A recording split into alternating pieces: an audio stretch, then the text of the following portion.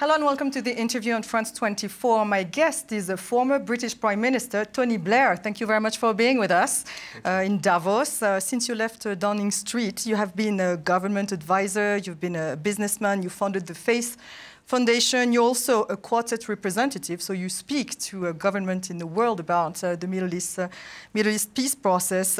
We're in Davos, but meanwhile, there are actually talks in Geneva, the Geneva II, about the future of Syria.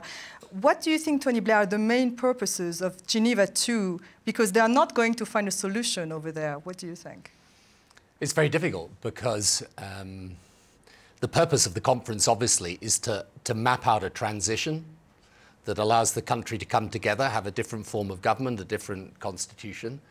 But right now, probably President Assad feels himself in a stronger position. The opposition's divided. And most people look at it from the outside and are not quite sure which side offers the best future. Whereas, actually, I think in the end, it's very clear that you do have to have a new dispensation for Syria, and one in which the majority of people in Syria who probably want a peaceful and prosperous future are given a voice. But at the moment, that is very, very tough. And the brutality of the assault on the civilian population continues every day. So do you expect anything from it, really? I think it's possible that this process enables a better process. But I think to find a solution right now is very hard. Should Bashar go, you think?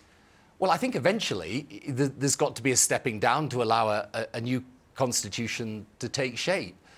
And I don't think his staying in the long term would be acceptable to a majority of the people. Now, the question is, is it possible to get an agreement on what is a proper form of transition?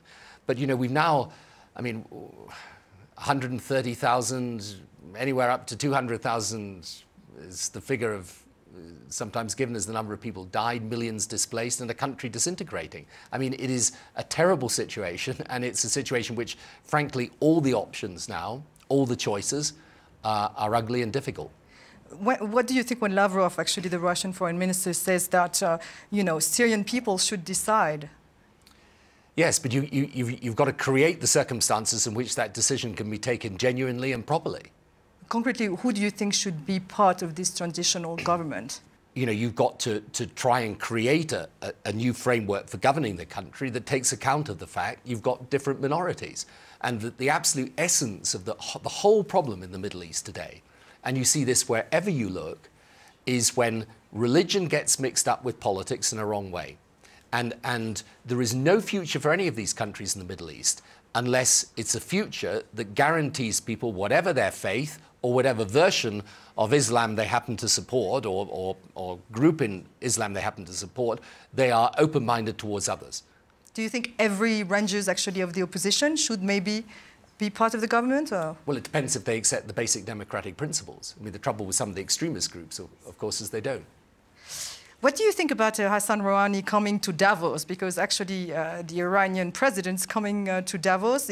What does it mean? Is Iran back to business because actually some of the sanctions were lifted? That depends on what happens. The first negotiation with Iran was to create the circumstances in which you could have the real negotiation. Now, the real negotiation is not about freezing Iran's nuclear program, where it is. The real negotiation is about Iran stepping back from being a nuclear threshold state. Mm-hmm. Now, that is not just a matter of words or speeches or...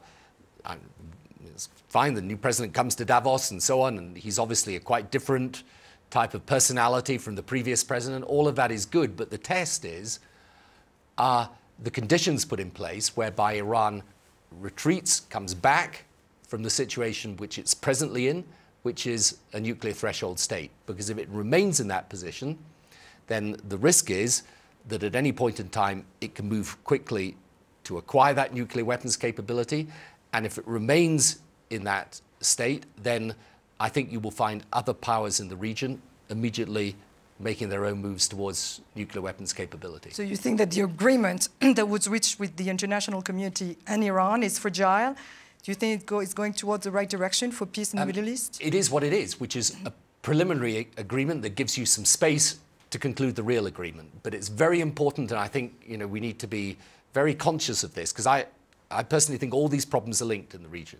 The position of Iran, what's happening in Syria, what's happening in Egypt, Iraq, Yemen, Libya, it's all part of one whole. And how can we have a global solution? We can have a global solution if we empower the people within the region who want a future for the region that is economically open, that is socially modern, and that accepts that democracy will never work unless it is a way of thinking and not just a way of voting. And look, the good news, as I keep saying to people, is that there are large numbers of people in the Middle East that want that. The bad news is they're very badly organized, and I think what is essential is for us in the West to be standing up with those people and for those people. Because it has to come from them. It has to come from them, but we should help. And that's why, look, I think the position in France is probably the same as in the UK and in America right now. Our people look at the region, they say it's all a big mess, stay out, disengage, who are the good guys, who are the bad guys, we can't tell. My view, and I'm in the Middle East probably twice a month, is there are good guys. And those are the people that basically want, as I say, proper modern economies and societies, but they need our help. Changing continents, Tony Blair, you've been a strong supporter always of the European Union. David Cameron, the current British Prime Minister, wants to change the pact between the UK and the European Union, and he wants to organize a referendum if he's re-elected. What do you think of this? Is it a good strategy? Well, I've commented on this many, many times. First of all, I believe Britain has to stay in Europe. Secondly, I think the future of Europe, whatever its short-term difficulties, the rationale for Europe is as strong as it's ever been. And Europe actually benefits from Britain's membership of the European Union. Thirdly, I think Europe does have to reform, but Britain's better putting forward the reform case as an active partner in Europe, not as a threat that if we don't get our way, we leave. But do you think actually Great Britain is withdrawing from Europe right now? Look, Europe, you always got to distinguish Europe at two different levels. There's Europe as an idea, and there's Europe as translated in its institutions. Its institutions at the moment are not popular in the UK, but they're not popular probably in large parts of France and across Europe. Do you think this feeling is growing in the UK, Euroscepticism? Yes, I think at the moment it is growing, but I also think it is easily challenged and overcome, because in the end it would be crazy for Britain to leave the European Union. I mean, a large part of our trade is with Europe. In today's world, where you've got China, India, a country even like Indonesia, 3 times the size of Germany, 4 times the size of France. In the world that's developing today, for the UK or any country of our size to withdraw from the biggest political and commercial union in the world would be, to betray our own future. So I think in the end it won't happen, but I think there is a big debate within Europe. And I do think that where David Cameron is right, and where I agree with him completely, is that Europe's got to reform. The point is, I think you're better making that case for reform with other partners in Europe, not... But he also wants to cap the number of European immigrants and limit their access to social welfare. What do you think about that? Look, I think with free movement of labour in Europe, there's 2 quite separate issues, again, that get mixed up together, as often with immigration. Okay? One is people freely coming, and so Polish people coming to work in Britain. Right? I happen to believe Polish people have been great in Britain. I don't think it's a big problem. On the contrary, I think they've contributed to our economy. I've got no difficulty with that at all. The separate problem is if people come to Britain just to take advantage of benefits, that makes people in Britain, that gets them angry and gets them anxious. But we have the ability to stop that, right? So we need to make sure that we take measures to prevent people exploiting our benefit system. That I'm completely in favour of, but I'm not in favour of putting up a sign that says no to migration in Britain. Britain's benefited from migration. The countries today, if they want to succeed, the key thing a country's got to be is open-minded, right? That means you're creative, you're innovative, you're educating your people, you're welcoming in new energy and ideas from abroad. So migration's been good for Britain. I agree, we shouldn't have our benefit system abused, so we need to take action there. But we shouldn't let that, as it were, morph into an argument that says immigrants are bad for our country, because that is just a step. One last question about François Hollande. He said last week that he was a social democrat.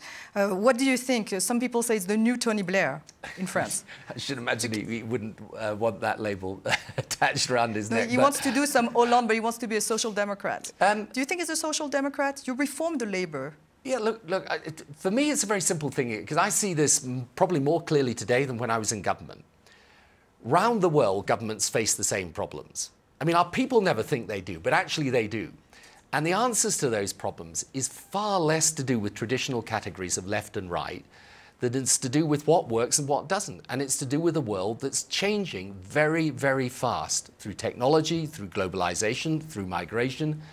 And therefore, if you want to succeed, whether you're a government or a country or a person, you've got to be prepared to change and adapt. And that's what it's about. It's not about being left-wing or right-wing. So you think he's prepared to adapt now, François Hollande? I mean, that's a decision for him, and obviously he wants to do the best for France. But for me, as I say, the progressive values never change, right?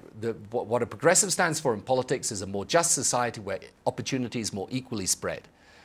But the way of achieving that in the 21st century is going to be different from the mid-20th century. It's literally as simple as that. The rest is a matter of working out what are the right policies and implementing them. So he's a social democrat or not? Yeah, I mean, look, I don't, you know, I shouldn't comment on what someone else is. That's for him to comment. I can only tell you that's what I believe the future of progressive politics is. I've always thought that. I think that still. And that is not because I'm a right-winger. It's because in today's world, if you want social justice, it's got to take account of the way the world's changed. Thank you so much, Tony Blair. Thanks to you for watching, and stay with us on France 24.